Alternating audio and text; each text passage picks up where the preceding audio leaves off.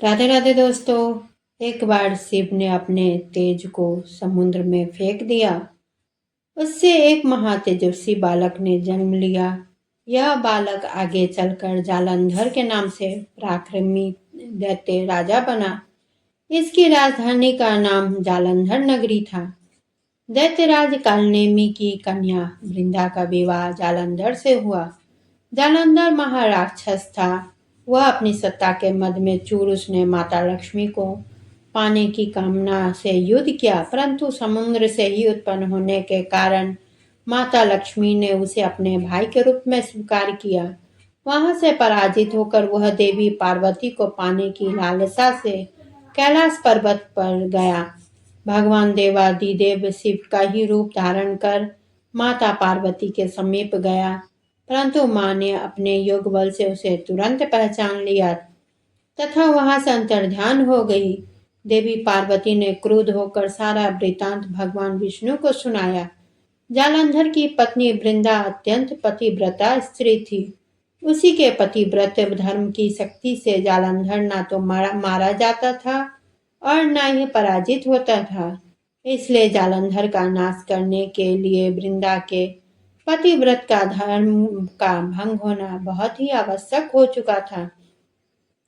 इसी कारण भगवान विष्णु ऋषि का वेश धारण कर वन में जा पहुंचे, जहां वृंदा अकेली भ्रमण कर रही थी। भगवान के साथ दो मायावी राक्षस भी थे, जिन्हें देखकर वृंदा भयभीत हो गई। ऋषि ने वृंदा के सामने पल में दोनों को भस्म कर दिया। उनकी शक्ति देखकर वृंदा ने कैलाश पर्वत महादेव के साथ युद्ध कर रहे अपने पति जालंधर के बारे में पूछा। ऋषि ने अपने माया जाल से दो वानर प्रकट किए। एक वानर के हाथ में जालंधर का सिर था तथा दूसरे के हाथ में धड़। अपने पति की यह दशा देखकर वृंदा मूर्छित होकर गिर पड़ी। होश में आने पर उन्होंने ऋषि रूपी भगवान से विनती की, वह उसके पति को जीवित करे। भगवान ने अपनी माया से पुनः जालंधर का सिर धड़ से जोड़ दिया, परंतु स्वयं भी वह उसी शरीर में प्रवेश कर गए। वृंदा को इस छल का तनिक भी आभास न हुआ। जालंधर बने भगवान के साथ वृंदा पतिव्रता का व्यवहार करने लगी, जिससे जिससे उसका सतीत्व भंग हो गया। ऐसा होते ही वृंदा का पति जालंधर युद्ध में हार गया। इस सारी लीला का जब वृंदा को पता चला तो उसने क्रुद्ध होकर भगवान विष्णु को हृदयहीन शिला होने का श्राप दे दिया। अपने भक्त के श्राप को भगवान विष्णु ने स्वीकार किया और शालिग्राम पत्थर बन गए। सृष्टि के पालनकर्ता के पत्थर बन जाने से ब्रह्मांड में असंतुलित की स्थिति हो गई। यह देखकर सभी देवी देवताओं ने वृंदा से प्रार्थना की, वह भगवान विष्णु को श्राप मुक्त कर दे। वृंदा ने भगवान विष्णु को श्राप मुक्त कर स्वयं आत्मदाह कर लिया। जहाँ वृंदा भस्म हुई वहाँ तुलसी का पौधा उगा। भगवान विष्णु ने वृंदा से कहा, हे वृंदा, तुम अपना सतीत्व के कारण मुझे लक्ष्मी से भी अधिक प्रिय हो गई हो। अब तुम तुलसी के रूप में सदा मेरे साथ रहोगी। तब से हर साल कार्तिक महीने के देव उठानी एकादशी का दिन तुलसी विवाह के रूप में भी मनाया जाता है। जो मनुष्य भी मेरे शालिग्राम के रूप के साथ तुलसी का विवाह करेगा, उसे इस लोक और परलोक में विपुल यश प्राप्त ही होगा। उसे दैत्य जालंधर की यह भूमि जालंधर नाम से विख्यात है। सती वृंदा का मंदिर मोहल्ला कोट किशनचंद में स्थित है। कहते हैं कि इस स्थान पर एक प्राचीन गुफा भी थी, जो सीधी हरिद्वार तक जाती थी। सच्चे मन से 40 दिन तक सती वृंदा के मंदिर में पूजा करने से सभी मनोरथ पूर्ण होते हैं।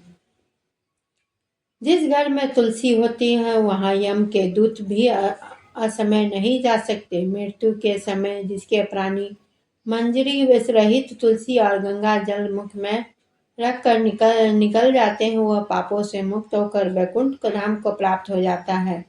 जो मनुष्य तुलसी व आंवलों की छाया में अपने पितरों का श्राद्ध करता है, उसके पितर मोक्ष को प्राप्त होते हैं। तुलसी की किस तरह से पूजा करनी चाहिए ये भी मैं आपको बताने की कोशिश करती हूँ। ध्यानपूर्वक सुने। हिंदू धर्म में तुलसी विवाह का विशेष महत्व माना गया है। यह पर्व हर साल देवउठनी एकादशी के दिन मनाया जाता है, जब भगवान विष्णु 4 महीने में योगी निद्रा से जागते हैं। इस दिन तुलसी माता और भगवान शालिग्राम का विवाह बड़ी श्रद्धा और विधि विधान से संपन्न किया जाता है। ऐसा माना जाता है कि शुभ अवसर पर तुलसी विवाह करने से कन्यादान के समान पुण्य प्राप्त होता है। घर में सुख शांति व समृद्धि का वास होता है। जो लोग अपनी संतान से पुत्री नहीं होने के कारण कन्यादान नहीं कर पाते हैं, उनके लिए तुलसी विवाह विशेष रूप से शुभ माना गया है। इस दिन घरों में सुंदर मंडप बनाया जाता है, तुलसी के पौधे को वधू का रूप दिया जाता है और भगवान शालिग्राम को वर के रूप में स्थापित कर विवाह संस्कार किया जाता है। तुलसी की विधि इस प्रकार है। तुलसी का पौधा होना चाहिए, भगवान विष्णु या शालिग्राम की प्रतिमा होनी चाहिए, लाल वस्त्र और चुनरी, पूजा की चौकी, कलश और आम के पत्ते, श्रृंगार की सामग्री होनी चाहिए। फल जो वार्षिक फल हो वो होना चाहिए। केले के पत्ते में हल्दी की गांठ और नारियल, कपूर, रोली और गंगा जल, धूप, दीप, चंदन होना चाहिए। तुलसी के गमले को गेरू से सजाकर चौकी पर रखें। दूसरी चौकी पर भगवान शालिग्राम को स्थापना करें। गन्ने से मंडप तैयार करें। कलश में जल भरकर 5 आम के पत्ते लगाएं। दीपक जलाकर तुलसी और शालिग्राम पर गंगा जल छिड़कें। तुलसी माता को चुनरी ओढ़ाएं और श्रृंगार करें।